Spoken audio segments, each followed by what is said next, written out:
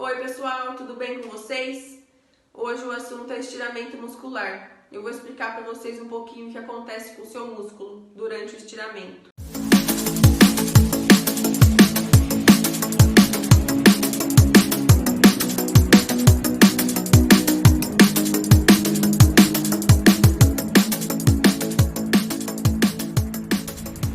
O seu músculo ele vai ser submetido a uma tração excessiva, que vai levar a uma sobrecarga das miofibras e, consequentemente, a sua ruptura próximo da junção miotendínea. Então, sofre uma tração muito forte, onde o músculo não aguenta e se rompe próximo ou à origem ou à inserção desse músculo, próximo aos tendões. Existem 3 graus de lesão. No grau 1 é quando esse estiramento é uma pequena quantidade de fibras que se rompem, menos do que 5% do seu músculo. A dor é localizada em um ponto específico e ela só surge durante a contração muscular. A dor é ausente durante o repouso.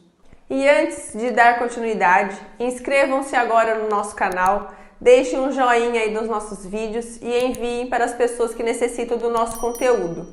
O estiramento de grau 2 é quando o número de fibras lesionadas variam de 5 a 50% do seu músculo.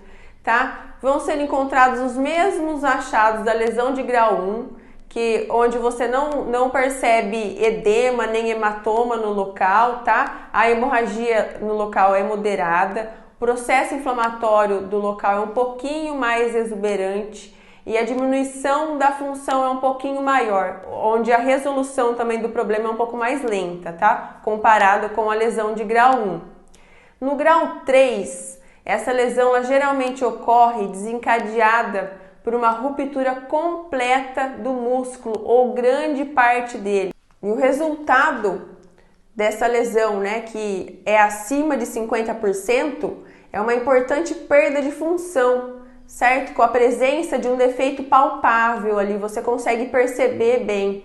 A dor ela pode variar de moderada a muito intensa, provocada pela contração muscular passiva. O edema e a hemorragia são bem grandes no local e dependendo da localização do músculo lesionado, em relação à pele adjacente, o edema e a equimose, o hematoma, eles são bem visíveis, localizando-se geralmente em uma posição distal da lesão. Devido à força da gravidade, esse sangue se desloca e ele desce, vamos dizer assim, ele fica abaixo da lesão, ajudando com que você consiga visivelmente ver essa lesão da musculatura. Os músculos de maior incidência de estiramento muscular são os posteriores da coxa, Na corrida isso, galera? Então, os isquiotibiais e a panturrilha são os músculos de maior incidência para estiramento.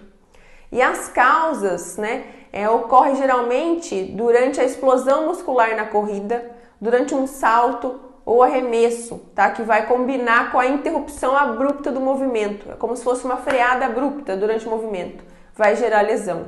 Deficiências de flexibilidade, desequilíbrios de força muscular entre os músculos agonistas e antagonistas, lesões musculares pregressas, quando você já teve o estiramento e tem novamente, distúrbios hormonais e nutricionais também podem causar, alterações biomecânicas, quando você tem alguma alteração aí de postura ou até mesmo déficit de musculatura, também vai gerar lesão.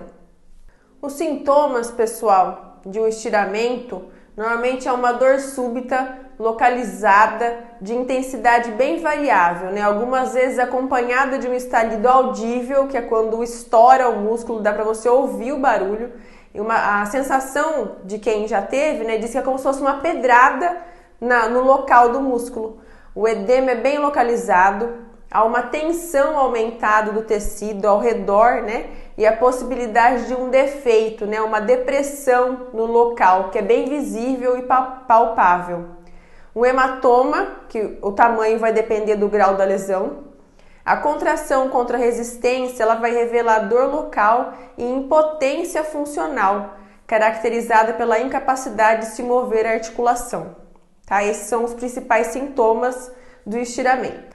O tratamento vai depender muito do grau de lesão, Então, normalmente, pede-se repouso do membro afetado, mediante a utilização de uma órtese, tá? Tipo tipóia, muleta, estabilizadores articulares, né? Isso será indicado nos estiramentos de grande magnitude, tá, pessoal? Fisioterapia, utilizando técnicas da eletroterapia para melhorar os sintomas, né? Quando tiver com muita inflamação, muito edema. Fortalecimento muscular, ele deve ser iniciado tão logo quando o paciente apresenta melhora da dor, com leve resistência, tá? Não é para colocar carga na pessoa que teve a lesão, tá bom?